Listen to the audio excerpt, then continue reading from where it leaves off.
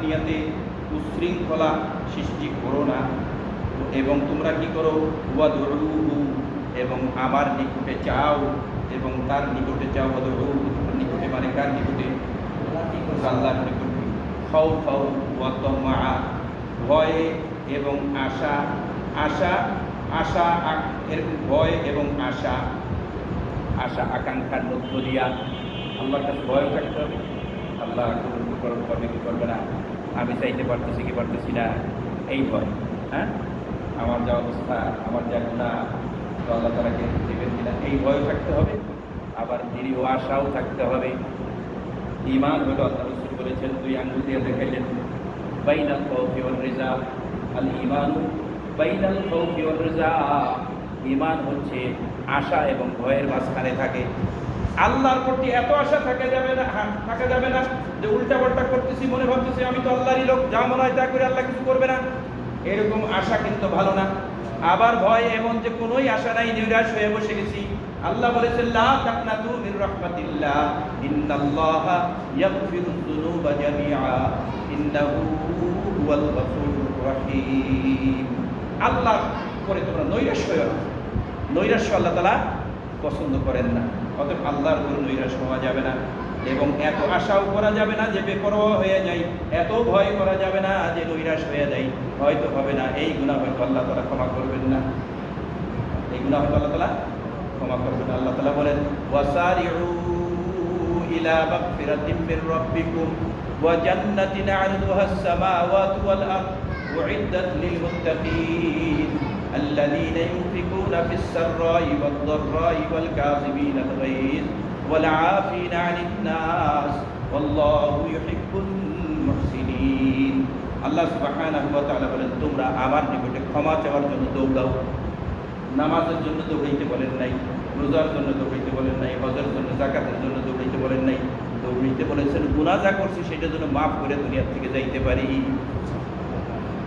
ইবাদত কম করে ফেলেছিলাম, গুনাহ বেশি হয়েছিল, গুনাহটাকে মাফ করাই গেছি, তো আল্লাহ তাআলা আমাকে ক্ষমা করে দিবেন। কারণ গুনাহ যদি না থাকে, কারণ জান্নাতে যাওয়ার বাধা হলো গুনাহ, জান্নাতে যাওয়ার প্রতিবন্ধকতা হলো কি? গুনাহ, অপরাধ, নাফরমানি। এই নাফরমানি যা আল্লাহ তাআলার কাছে করেছি সেইটা যদি ক্ষমা চেয়ে যেতে পারি, তো আল্লাহ বলতেছেন সেইটা চাওয়ার জন্য দেরি করো না, দ্রুত করো। ওয়াসারিউল অর্থ এখানে জলদি করো। দৌড়ো মানে কোথাও যাবো নাকি, এরকম না, তার মানে সঙ্গে সঙ্গে করো। ওয়াসারিউ ইলা মাগফিরাতিন, কার কাছে? মির রাব্বিকুম, তোমার রবের কাছে মাপ চাও। গুনাহ করছি আমরা কার? অপরাধী আমরা কার? কিন্তু এইটা কি বিশ্বের কাছে যে মাপ চাইলে মাপ হবে নাকি? হ্যাঁ, বাবার কাছে, খাজা বাবার কাছে, গোলা বাবার কাছে, লাল শালওয়ালার কাছে, কবরের উপরে, এই সমস্ত জায়গায় মাপ চাইলে মাপ হবে নাকি? মাফ করবেন কে? আল্লাহ। অপরাধী আমরা আল্লাহ, অতএব ক্ষমা করবেন আল্লাহ। আল্লাহ বলেন, আমার কাছে ক্ষমা চাও। অতএব আল্লাহ সুবহানাহু ওয়া তাআলা বলেন, ওয়াদউহু, ডাকো তাকে, খাউফাও, একটু ভয় অন্তরের মধ্যে রাখো, আবার ওয়া তামআ, আবার আশা আকাঙ্ক্ষাও যেন থাকে। ইন্না রাহমাতাল্লাহি কারীম, সুবহানাল্লাহ। নিশ্চয়ই আল্লাহ পাক রব্বুল ইজ্জতের রহমত তোমাদের খুব নিকটে। আল্লাহ রহমত, আল্লাহু আকবার। আল্লাহ বলেন যে ইন্না রাহমাতাল্লাহ, নিশ্চয়ই আল্লাহ পাকের রহমত কারীম, তোমাদের খুব নিকটে। আমিও যেরকম নিকটে, আমি আমার রহমত সহ তোমার নিকটে। আমি শুধু নিকটে তা না, আমার রহমত সহ নিকটে। অনেক সময় আছে না, চেয়ারম্যান সাহেব আমার কাছে বসা আছে কিন্তু ভয় পেয়েছে, আর একটা হল চেয়ারম্যান আমার কাছে কিন্তু কোনো ভয় নেই, আশা আছে, জানি চেয়ারম্যান সাহেব আমার এই কথা বসে, দয়া বেশি। এমনিতেও আল্লাহ তাআলার দয়া আল্লাহ তাআলার রাগের চেয়ে অনেক বেশি বেশি। আল্লাহ বলেন, ইন্না রাহমাতাল্লাহি কারীব, নিশ্চয়ই আমার রহমত, আমি আল্লাহ, আমার রহমত, আল্লাহর রহমত কারীব, তোমাদের নিকটে। মিনাল মুহসিনিন, যারা নাকি সৎকর্মশীল বান্দা তাদের জন্য আল্লাহ সুবহানাহু ওয়া তাআলার রহমত অনেক নিকটে। এই জন্য এই আয়াতের মধ্যে আল্লাহ সুবহানাহু ওয়া তাআলা মূলত বেশ কয়েকটা জিনিস বলেছেন, চারটে জিনিস। কয়টা জিনিস? চারটে জিনিস আল্লাহ সুবহানাহু ওয়া তাআলা বলেছেন।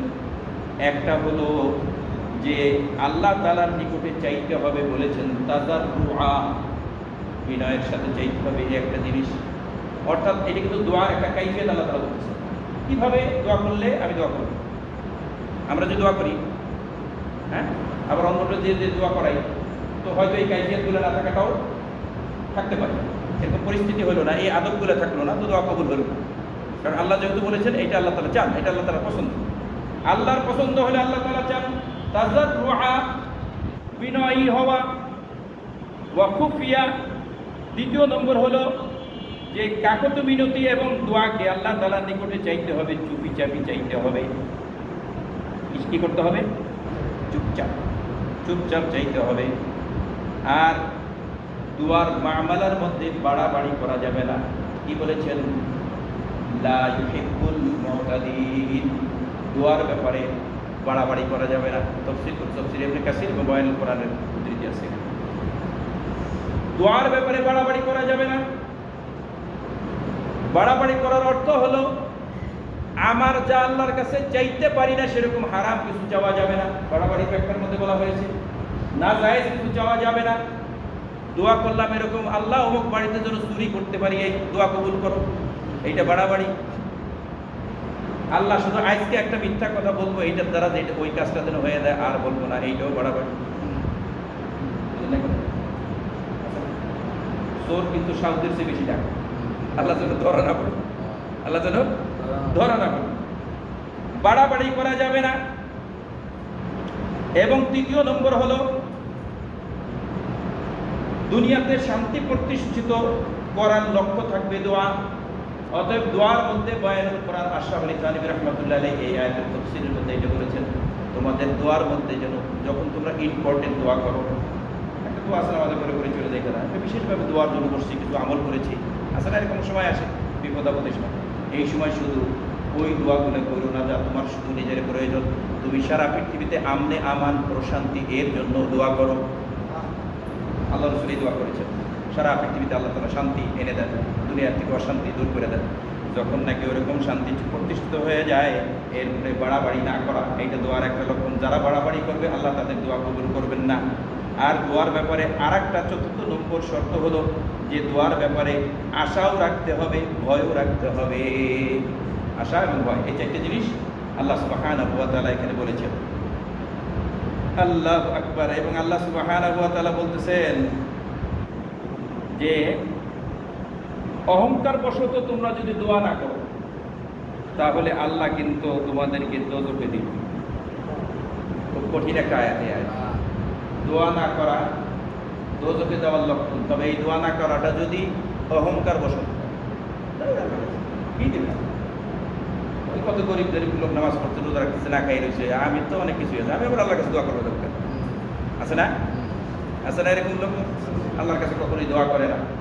আল্লাহ সুবহানাহু ওয়া তাআলা তাদের ব্যাপারে বলেছেন, আল্লাহ সুবহানাহু ওয়া তাআলা সূরা মুমিনের মধ্যে বলেছেন, আসলে কথা না দেখে আমি কি বলতেছি।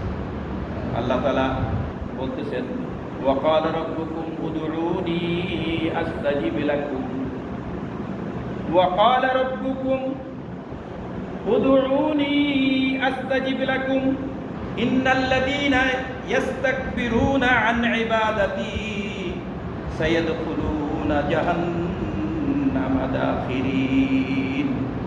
সূরা মুমিন 60 নম্বর আয়াত।